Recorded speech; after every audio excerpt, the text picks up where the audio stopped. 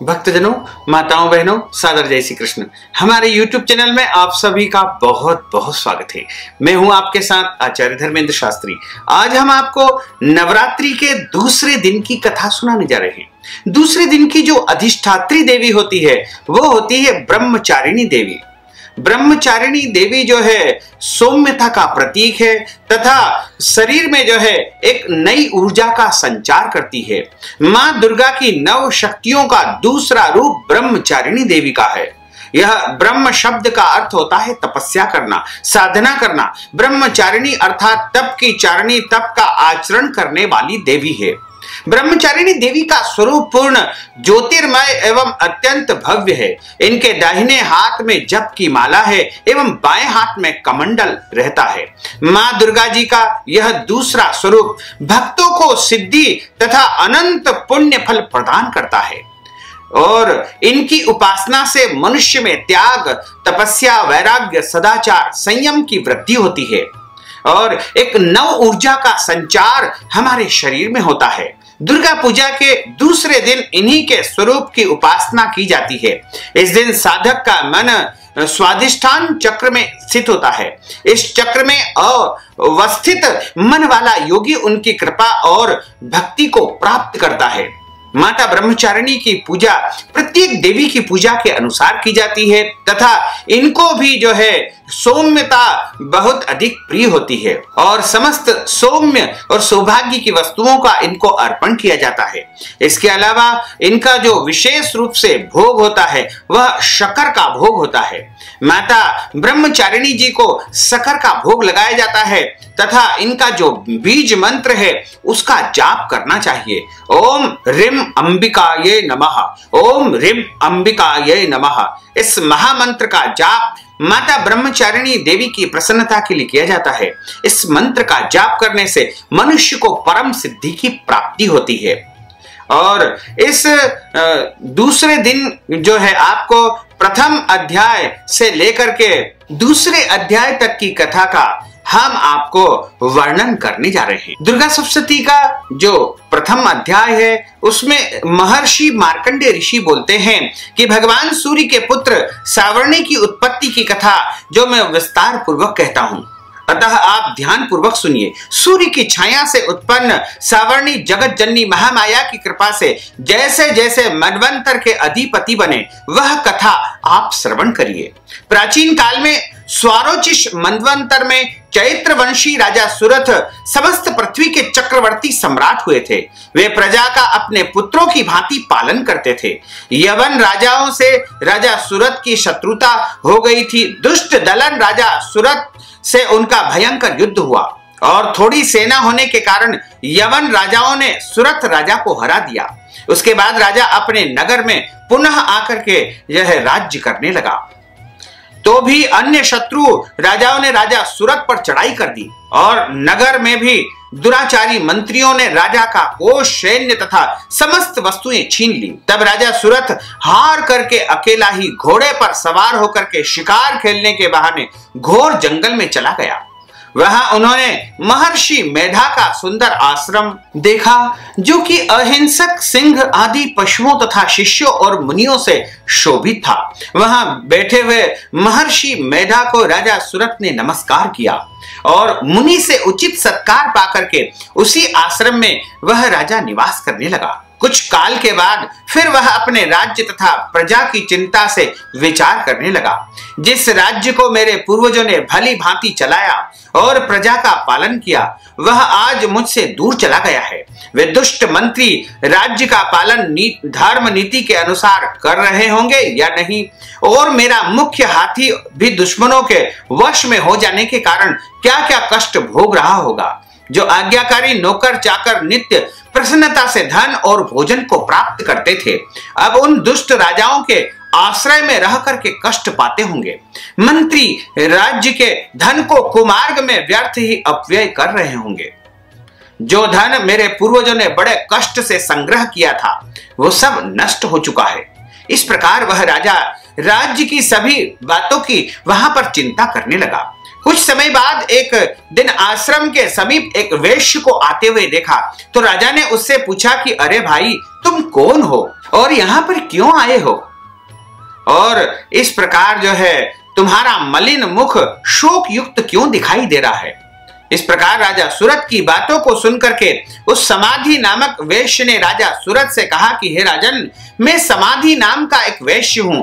मेरा जन्म धनवान कुल में हुआ है। मेरे दुष्ट स्त्री पुत्र आदि ने मुझे धन के लोभ से घर से बाहर निकाल दिया है और मेरा समस्त धन छीन लिया है और मैं धन स्त्री पुत्र से रहित होकर अब अकेला दुखी होकर इस वन में, इस जंगल में चला आया हूं। मुझे अपनी स्त्री तथा बांधवों का कुछ भी पता नहीं है। मैं यहाँ रहने के कारण अपनी स्त्री पुत्र तथा स्वजनों की परिस्थितियों को नहीं जानता हूं कि वे इस समय अपने स्थान पर सुखी है या दुखी है। मैं यह भी नहीं जानता कि मेरे पुत्र सदाचारी है या व्याभिचारी है। राजा बोला कि जिन स्त्री पुत्रादि ने तेरे धन संपत्ति को छीन लिया है, फिर उन्हीं के प्रेम में तेरा मन क्यों चला जा रहा है? वह वैश्य कहता है कि आपने मेरे विषय में जो भी बातें कही वह वास्तव में सत्य है, परंतु मैं क्या करूं, मेरे चित्त में कठोरता उत्पन्न नहीं होती। जिन पुत्रादि ने धन के लोभ में आकर के मुझे घर से निकाल दिया है, मेरा चित्त फिर भी उनमें आसक्त हो रहा है। यह जानते हुए भी कि अनजान हो रहा हूं, मेरा मन स्त्री पुत्रादि में जो है लगा हुआ है। इसी से ऊर्ध्व श्वास चल रहे हैं। मुझे इसका दुख है और मेरा मन खिन्न है। मैं क्या करूं? इन स्वजनों के निर्मोही होने पर भी मेरे मन में उनके प्रति प्रेम है। मार्कंडेय ऋषि बोले कि हे द्विजश्रेष्ठ, तत्पश्चात राजा सूरत और समाधि वैश्य दोनों मिलकर के मेधा मुनि के समीप गए और प्रणाम करके बैठ करके मेधा ऋषि से कथा प्रसंग करने लगे। राजा बोला कि हे भगवान, मैं आपसे एक बात पूछना चाहता हूं। आप कृपा करके बताइए कि हे महाराज, मेरा मन वश में नहीं है, इसमें मुझे दुख है। गए हुए राज्य तथा अन्य सभी स्त्री पुत्र बांधवों की ममता मुझे अभी तक बनी हुई है। हे मुनि श्रेष्ठ, यह जानते हुए भी मेरा स्नेह उनसे अज्ञानियों की भांति विशेष बढ़ता जाता है और इस समाधि वैश्य को इसके स्त्री पुत्रादियों ने त्याग कर दिया है तथा इसे घर से बाहर निकाल दिया है। यह भी उनमें अत्यंत आसक्त रहता है। इसी तरह हम दोनों बहुत दुखी हैं। हे महाभाग, उनके दोषों को जानते हुए भी हम दोनों का हृदय उनके प्रति ममता में आसक्त रहता है। इतना ज्ञान होते हुए भी ऐसी ममता क्यों है? हम दोनों को अज्ञानियों की भांति मूर्ता क्यों उत्पन्न हो रही है? महर्षि मेधा ने कहा कि समस्त जंतुओं को जानने योग्य ज्ञान होता है। हे महाभाग, सभी प्राणी पृथक पृथक होते हुए भी कोई दिन में नहीं देखते, कोई रात्रि में नहीं देखते और कोई दिन रात्रि में समान दृष्टि रखते हैं। सभी पुरुष ज्ञान युक्त है, यह सत्य है, इसमें संदेह नहीं है। केवल उनमें ही नहीं, सभी पशु पक्षी मृगादि में भी मनुष्य की भांति ज्ञान होता है, स्थूल ज्ञान होता है।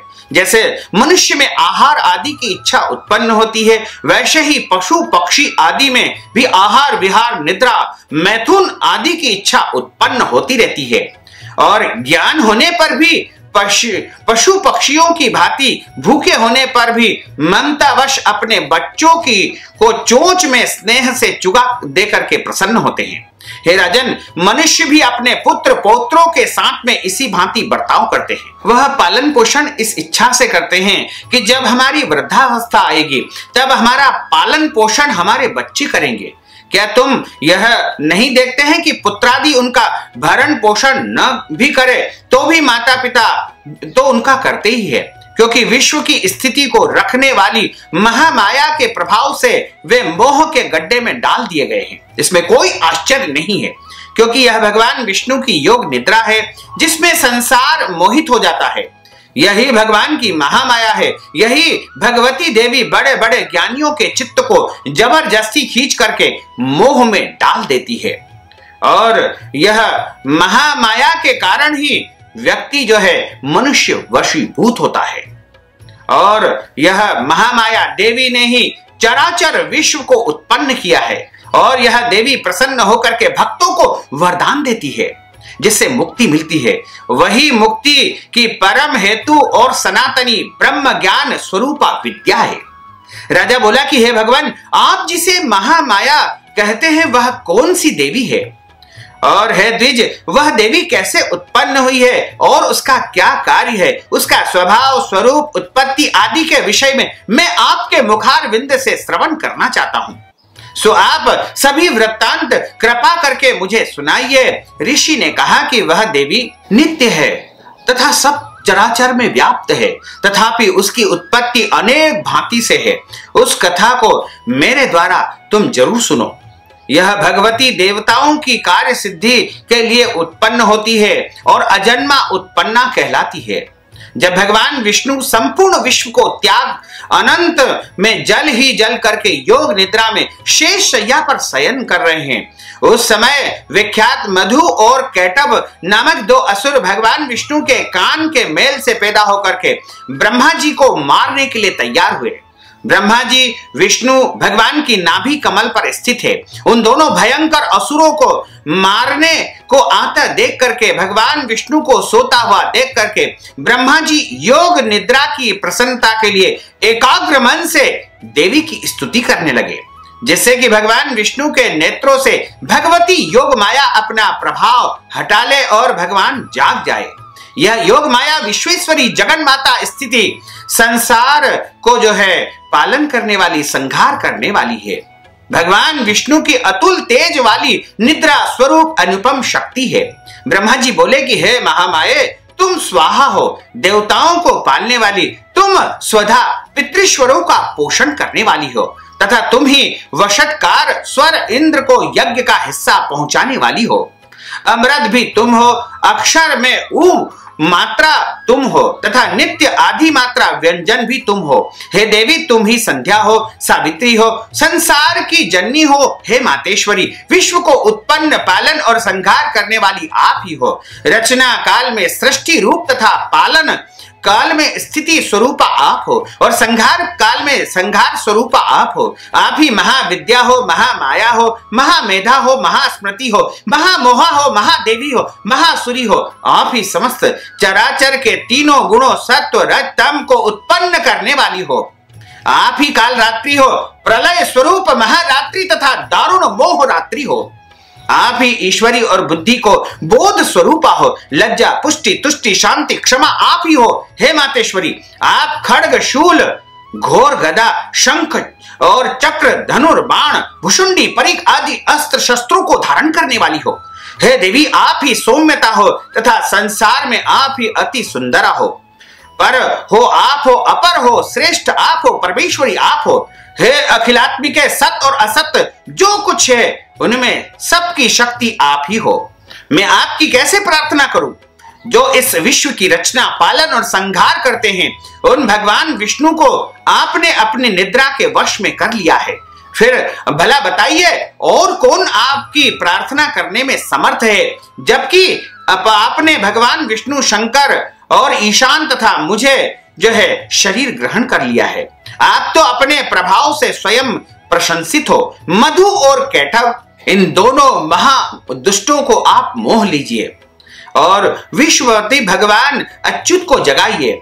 दोनों महा असुरों का संहार करने के लिए भगवान को आप बुद्धि प्रदान कीजिए। ऋषि बोले कि इस प्रकार जब ब्रह्मा जी ने मधु और कैटभ असुरों के संहार के लिए तथा भगवान विष्णु को जगाने के लिए तामसी देवी की प्रार्थना की, तो उसी समय भगवान विष्णु के नयन, मुख, नाक, भुजा, हृदय और वक्षस्थल से निकल करके अव्यक्त योग माया उपस्थित हो गई और योग निद्रा से भगवान जनार्दन जाग पड़े। उसके बाद भगवान विष्णु ने उन पराक्रमी वीरवान मधु और कैटभ असुरों को देखा। ब्रह्मा जी को खाने के लिए जिनकी आंखें लाल हो रही थी, तब भगवान विष्णु ने शेष सैया से उठ करके उन असुरों से 5000 वर्ष तक बाहु युद्ध किया। अति बलशाली महाउन्मत्त दोनों असुरों को महामाया ने मोहित कर रखा था। अतः दुष्टों ने भगवान से कहा कि आप हमसे वरदान मांगो। भगवान ने कहा कि यदि तुम मुझ पर प्रसन्न हो तो मेरे हाथों से तुम्हारी मृत्यु हो। मैं तो केवल यही वर चाहता हूं। ऋषि ने कहा कि इस भांति जब भगवान ने उनसे यह वरदान ले लिया तो भगवान से कहते हैं कि हमें सर्वत्र जल ही जल दिखाई देता है, इसलिए हे भगवान, हमारा वध उस स्थान पर कीजिए जहां पृथ्वी पर पानी न हो। ऋषि मेधा ने कहा कि तब भगवान विष्णु ने शंख चक्र गदा धारण किए और उनसे तथास्तु कह करके दोनों का सिर और अपनी जांघों पर रख करके चक्र से काट दिए। इस प्रकार यह महामाया देवी श्री ब्रह्मा की प्रार्थना करने पर उत्पन्न हुई। हे राजन, मैं अब इसके प्रभाव को बताता हूं, वो आप ध्यान पूर्वक सुनिएगा। इस प्रकार श्री दुर्गा सप्तशती के प्रथम अध्याय की कथा पर यहाँ पर समापन होता है। दूसरे अध्याय की कथा यहाँ से प्रारंभ होती है, जो कि इस प्रकार है। ऋषि बोले, प्राचीन काल में देवता एवं दैत्यों में पूरे 100 वर्ष तक युद्ध होता रहा। उस समय दैत्यों का स्वामी महिषासुर तथा देवताओं का इंद्र था। उस संग्राम में देवताओं की सेना महाबली दैत्यों से हार गई। तब सभी देवताओं को जीत करके महिषासुर इंद्र बन करके बैठा था। हार खाकर सभी देवता ब्रह्मा जी को अग्रणी बना करके वहां गए, जहां विष्णु तथा शंकर भगवान विराजित थे।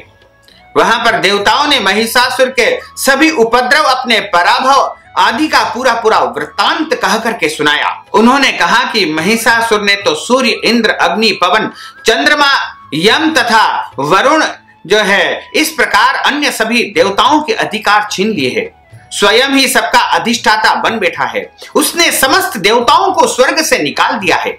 महिषासुर महान दुरात्मा है। बेचारे देवता पृथ्वी पर मत्स्यों की भांति विचार कर रहे हैं। और हे प्रभु, उस देव शत्रु के सभी उपद्रव आपको सुना दिए हैं। अब हम लोग आपकी शरण में आए हैं। उसके वध का कोई उपाय आप कीजिए। इस प्रकार मधुसूदन तथा महादेव जी ने देवताओं के वचन सुने तो क्रोध से उनकी भौएं तन गई। तब भगवान विष्णु के मुख से एक महान तेज प्रकट हुआ। उसी प्रकार ब्रह्मा तथा शंकर जी के मुख से भी तेज प्रकट हुआ। दूसरे इंद्र आदि देवताओं के शरीर से महान तेज वहां पर प्रकट हो गया। सभी देवताओं तथा ब्रह्मा, विष्णु, महेश के तेज से मिलकर के वहां पर एक तेज पुंज इतना उग्र प्रकट हो गया जैसे जलता हुआ पहाड़ हो। देवताओं ने देखा कि उसकी ज्वालाएं समस्त दिशाओं में फैल रही है। जब वह एक बन गया तो वह नारी के रूप में आ गया और उसके प्रकाश से तीनों लोक में जो है प्रकाशमान हो गए। महादेव जी के तेज से उनके मुख से यह प्रकट हुआ। यम के तेज से उनके केश प्रकट हुए। भगवान विष्णु के तेज से उस देवी की भुजाएं बन गई और चंद्रमा के से दोनों स्तन बन गए। इंद्र के तेज से उनके कटी भाग और प्रदेश, वरुण के तेज से जंघा एवं उरुस्थल, पृथ्वी के तेज से नितंब का प्रादुर्भाव हुआ। ब्रह्मा के तेज से दोनों चरण, सूर्य के तेज से चरणों की उंगलियां, वसुओं के तेज से हाथों की उंगलियां, कुबेर के तेज से नासिका का आविर्भाव हुआ। उसके बाद दांत तो प्रजापति के तेज से प्रकट हुए। अग्नि के तेज से मां के 3 नेत्र प्रकट हुए। दोनों संध्याओं के तेज से भौएं, वायु के तेज से दोनों कान बन गए। इसी प्रकार दूसरे देवगणों के तेज द्वारा उस शिवा भगवती का प्रादुर्भाव होता है। इस प्रकार सभी देवताओं के तेज पुंज से प्रकट हुई देवी जी को देख करके महिषासुर से पीड़ित समस्त देवता प्रसन्न हो गए तथा पिनाकधारी महादेव जी उस देवी को अपने त्रिशूल से शूल निकाल करके दे दिया तथा भगवान विष्णु जी ने अपने सुदर्शन चक्र से चक्र प्रकट करके दे दिया। वरुण ने शंख तथा अग्नि ने जो है उन्हें दिव्य शक्ति प्रदान करी। मारुत ने धनुष दिया और बाणों से भरपूर 2 तरकस प्रदान किए। देवराज इंद्र ने अपने वज्र से वज्र पैदा करके दे दिया। सहस्त्र नेत्र इंद्र ने ऐरावत हाथी से घंटा दिया। यमराज ने काल दंड से दंड प्रदान किया। सागरपति ने पाश, प्रजापति ने रुद्राक्ष माला अर्पित की। ब्रह्मा ने कमंडल उनको भेंट किया। सूर्य ने भगवती के सभी रोम कूपों में अपनी किरणें प्रदान की। काल ने तलवार तथा उत्तम ढाल प्रदान की। क्षीर सागर ने हार तथा कभी पुराने न होने वाले 2 वस्त्र भेंट किए। इसी प्रकार चूड़ामणि, दिव्य कुंडल तथा 2 कड़े भी उन्हें भेंट किए और चमकता हुआ अर्धचंद्र, सभी भुजाओं के लिए बाजूबंद, चरणों के लिए नुपुर, कंठ के लिए सर्वोत्तम कंठुला भेंट किया। इसी प्रकार सभी उंगलियों के रत्न जड़ित मुद्रिकाएं प्रदान किए। विश्वकर्मा ने निर्मल परशु भेंट किया और अनेक रूपों वाले अस्त्र, अभेद्य कवच, मस्तक तथा गले में धारण करने योग्य, कभी न कुमलाने वाली कमल की मालाएं प्रदान की। जलधि ने उसे बहुत सुंदर सा कमल दिया। हिमाचल ने वाहन के लिए सिंह और अनेक प्रकार के रत्न भेंट किए। कुबेर ने सुरापूर्ण पान पात्र दिया। सभी नागों के स्वामी एवं पृथ्वी धारण करने वाले शेष नाग जी ने महामणियों से सुशोभित नागहार उन्हें प्रदान किया। इस प्रकार समस्त देवताओं ने भी आभूषण तथा आयुधों के द्वारा देवी जी का सत्कार किया। तत्पश्चात भगवती ने जोर जोर से अट्टहास करके ऊंचे स्वर से गर्जना की। उनके भयानक नाद से सारा आकाश भर गया। तब देवगण प्रसन्न होकर के उस सिंह वाहिनी देवी की जय जयकार करने लगे। मुनियों ने भक्ति भाव से नम्र होकर के देवी की स्तुति की। इधर देवताओं ने सारी त्रिलोकी को क्षोभग्रस्त देखा तो वे अपनी सारी सेना को कवच आदि से तैयार करके अस्त्र शस्त्र लेकर के झट उठ खड़े हुए। महिषासुर क्रोध में आकर के बोला, अरे यह क्या हो रहा है? इतना कह करके सभी दैत्य के साथ घिर करके वह जहां पर सिंहनाद हो रहा था उसकी ओर भागा।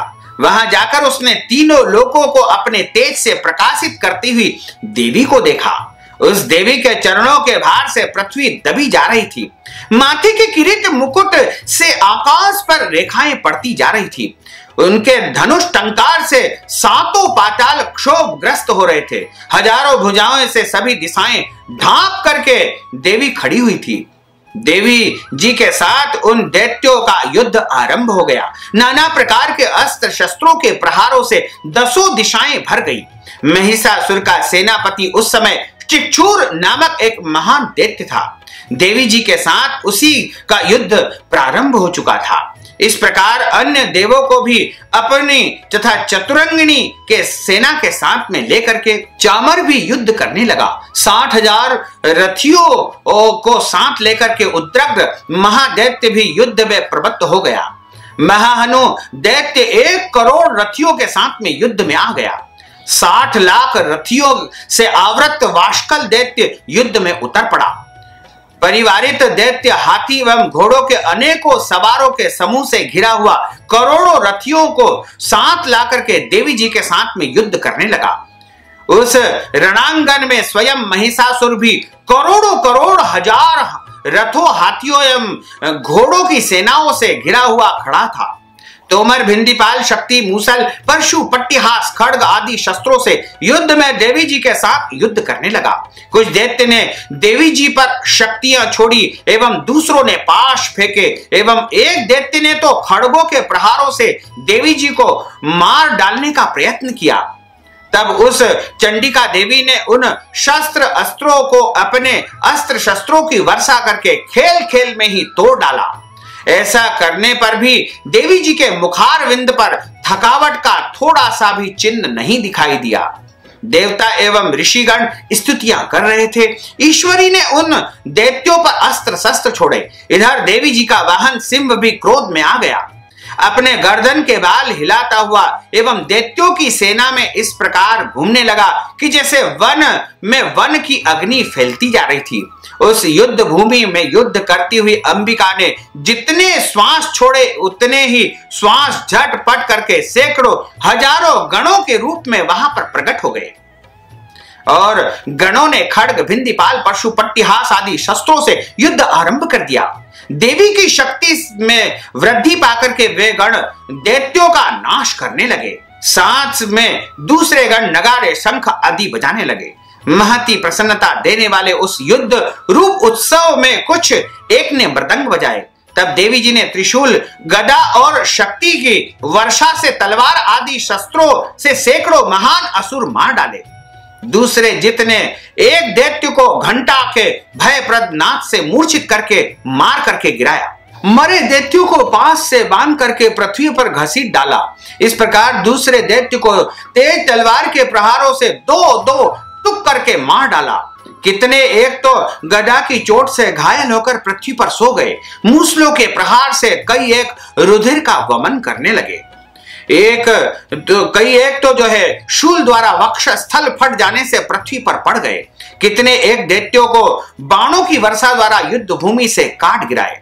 श्वेन बाज पक्षी भी की भांति आक्रमण करने वाले देव शत्रु दैत्य प्राण छोड़ने लगे। कितने एक दैत्य की तो भुजाएं कट गई, दूसरों की ग्रीवाएं छिन्न भिन्न हो गई। कई एक दैत्य के तो सिर कट गए, दूसरे मध्य में विदीर्ण हो गए। कुछ दैत्य की जंघाएं कट गई और पृथ्वी पर गिर गए, और कुछ एक दैत्य को तो जो है भुजा, एक आंख, एक पांव वाला, और दो दो टुकड़े उनके हो गए। कई दैत्यों के सिर कट कट करके वहां गिर चुके थे। परम क्रुद्ध होकर के वे कवंड धड़ में देवी जी से कई एक तो जा जाकर के गुस्से में लड़ने लगे, और कई एक धड़ नगाड़ों के लय ताल पर नाचने लगे। सिर कटे कितने एक धड़ हाथों में तलवारें, शक्तियां, रिष्टियां लेकर के घूम रहे थे, और कई एक महाअसुर देवी जी को ठहरा जाकर के ठार ठार यह कह करके ललकारने लगे। मार मार कर गिराए हुए हाथी, रथी, घोड़े एवं दैत्यों की लाशों के द्वारा जहां महायुद्ध हो रहा था, वहां की पृथ्वी इस प्रकार भर गई कि वहां आना जाना कठिन हो गया था। वहां सेना एवं असुरों के रुधिर पान से रुधिर होकर बड़ी बड़ी नदियां रुधिर की बहने लगी थी। जगदम्बा ने एक क्षण में ही दैत्यों की महती सेना का इस प्रकार नाश कर दिया, जैसे लकड़ियों के ढेर को अग्नि जला करके राख कर देती है।